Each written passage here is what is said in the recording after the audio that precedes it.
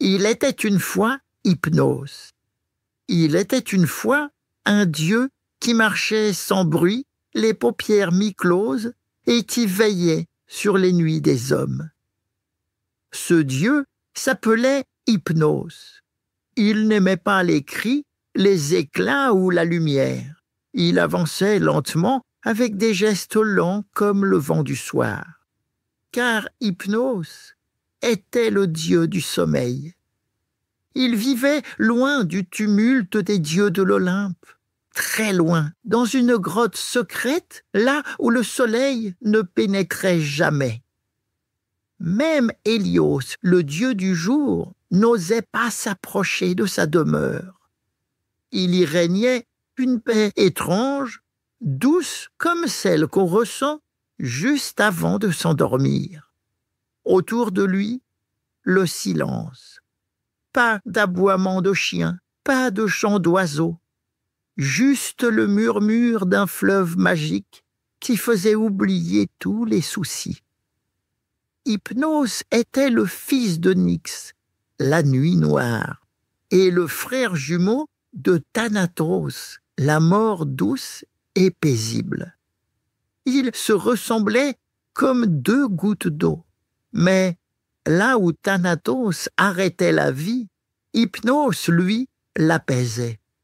Chaque soir, il passait sur la terre et du bout des doigts, il touchait les paupières des hommes et des dieux. Et alors, doucement, les têtes tombaient sur les coussins, les yeux se refermaient et les rêves commençaient. Hypnos n'était pas seul dans son travail. Il avait de nombreux enfants qu'on appelait les onéroi, les rêves.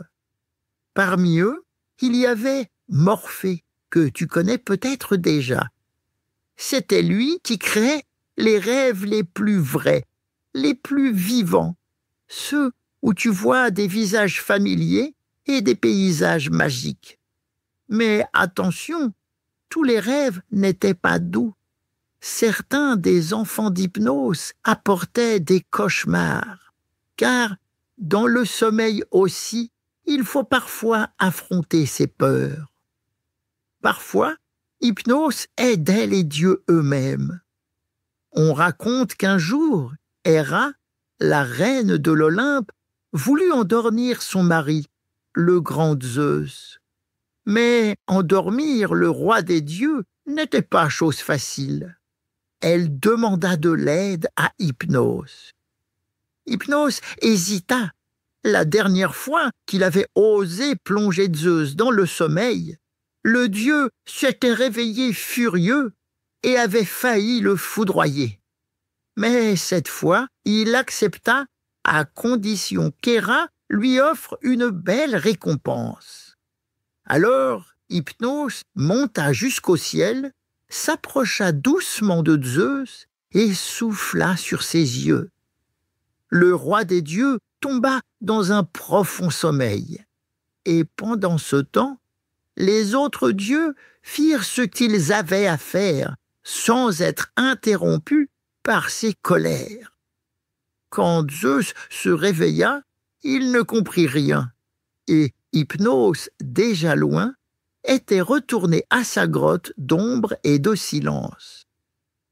Il était une fois un dieu invisible, calme et discret, qu'il fermait les paupières du monde chaque soir et ouvrait la porte des rêves et du repos. On l'appelait Hypnos. Je vais continuer à te raconter les plus grands mythes et contes de notre monde. Alors abonne-toi vite à mon podcast pour ne rater aucune de mes histoires.